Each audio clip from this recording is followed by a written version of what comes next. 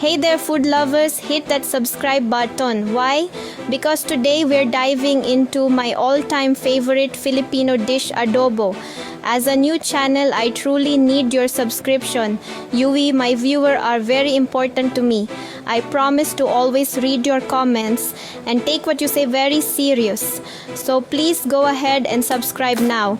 Adobo is savory, it's tangy, and it's going to rock your world. Trust me on this one. Ready to get cooking? Let's do it. I'm Mariter and I'm so happy you're here. Welcome to my kitchen where I share my passion for Filipino cuisine and culture with all of you. Cooking has always been a big part of my life and I can't wait to take you on this culinary journey with me. I'm originally from Cebu in the Philippines, a beautiful island with even more beautiful food. Cebu is known for its stunning beaches, vibrant festivals, and of course its delicious cuisine. Growing up, I was surrounded by the rich flavors and aromas of traditional Filipino dishes, and those memories have stayed with me ever since. I moved to the USA in 2019 and brought my love of Filipino cooking with me. It was a big change, but I was excited to share my heritage with new friends and neighbors. Cooking Filipino food in my American kitchen has been a wonderful way to stay connected to my roots and introduce others to the flavors I grew up with. Oh, and I can't forget my tarnas for na to be a little little helpers. My cheese sais, my chihuahuas, Scrappy and Milo. These two are always by my side, especially when I'm cooking. They love to keep me company and are always curious about what I'm making. They're always underfoot in the kitchen, hoping for taste. It's like having two little shadows following me around. They know that when I'm in the kitchen, something delicious is bound to happen. Don't worry, they get their own special treats. I make sure to have some dog-friendly snacks on hand for them. It's important to me that everyone in the family, including the furry members, gets to enjoy a little something special. Speaking of picky eaters, my American husband Bob is a whole other story. When we first got married, he was a bit hesitant about trying new foods, especially those with bold flavors like Filipino cuisine. 6 years of marriage and he still hasn't warmed up to adobo. Can you believe it? Adobo is one of the most iconic Filipino dishes and it's a staple in our home. But Bob, bless his heart, just can't seem to get used to it. It's become a bit of a running joke between us. Despite his picky eating habits, Bob is always willing to help out in the kitchen. He loves to chop vegetables and mix ingredients, and it's a great way for us to spend time together.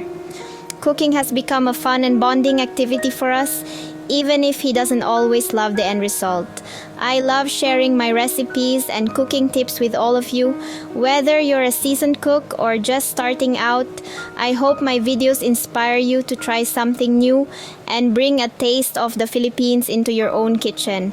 There's so much joy in cooking and sharing food with others, and I feel incredibly lucky to be able to do that with you. Food has a unique way of bringing people together, and I believe that every meal is an opportunity to create memories and connect with loved ones. So, thank you for joining me on this journey. Let's cook, eat, and celebrate the wonderful flavors of Filipino cuisine together. Okay, my pupils, put your learning hats on and we will get to cooking. Okay, enough chit-chat. Let's get cooking. Adobo is a classic Filipino dish that's surprisingly easy to make. It's basically meat, usually chicken or pork, braised in a garlicky soy sauce and vinegar mixture. The result? Pure magic. Don't worry, I'll guide you through every step. Even Bob could handle this one. Maybe. First things first, the star of the show, the meat. Whether you're a fan of chicken, pork, beef, or even lamb, the choice of meat can make or break your dish. Today, we're focusing on chicken, but feel free to experiment with other meats to suit your taste. I'm using chicken today, but you can use pork belly too.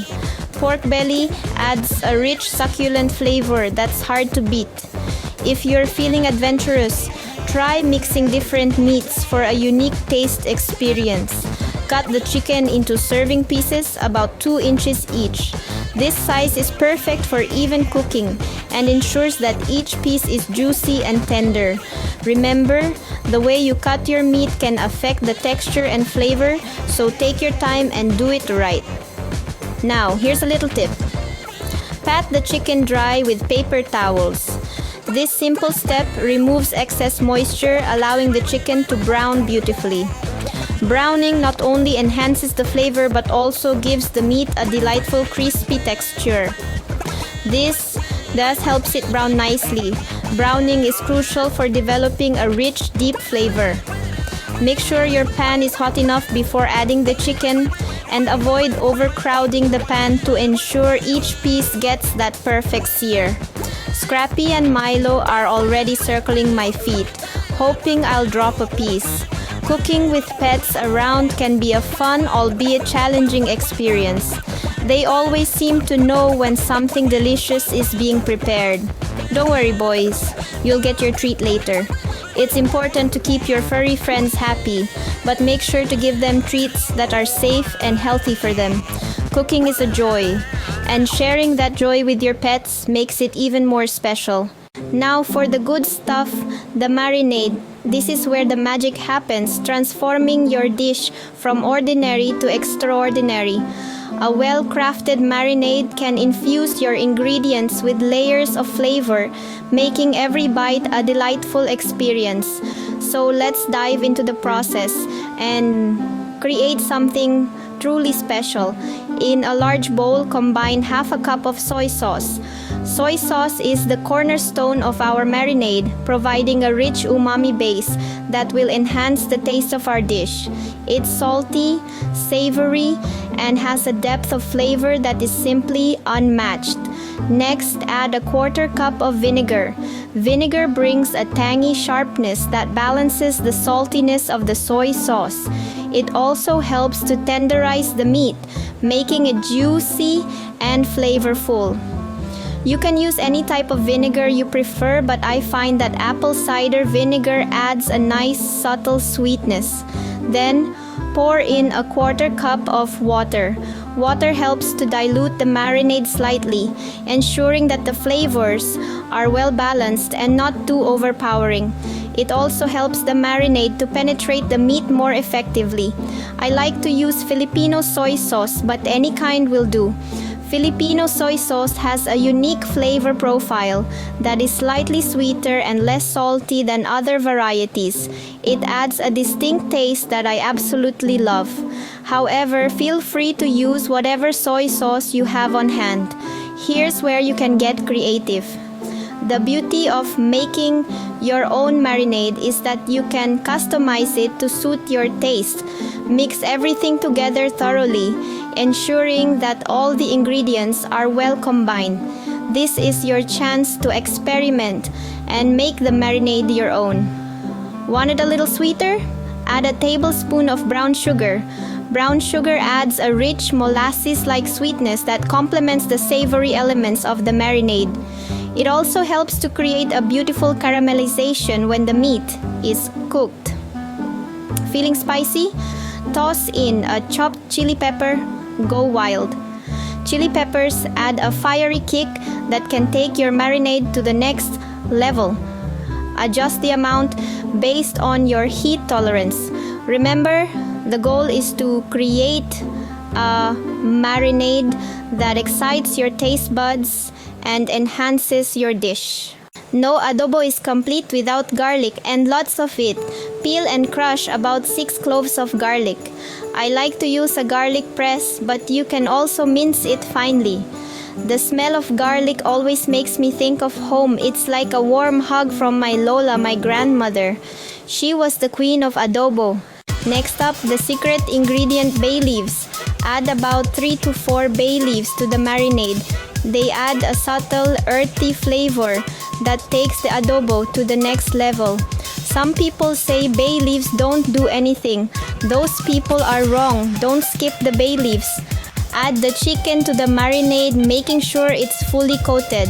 Cover the bowl and let it marinate in the refrigerator for at least 30 minutes or even overnight if you have time. While the chicken is marinating, cook some rice because in the Philippines, no meal is complete without rice. It's the perfect sponge for all that delicious adobo sauce. And there you have it, Filipino adobo, just like my Lola used to make. I hope you give this recipe a try and let me know what you think in the comments below. And don't forget to subscribe to Scrap Dog Media for more delicious recipes and fun from my little corner of the internet. Your subscription is very important to me and truly appreciated. Salamat. Thank you.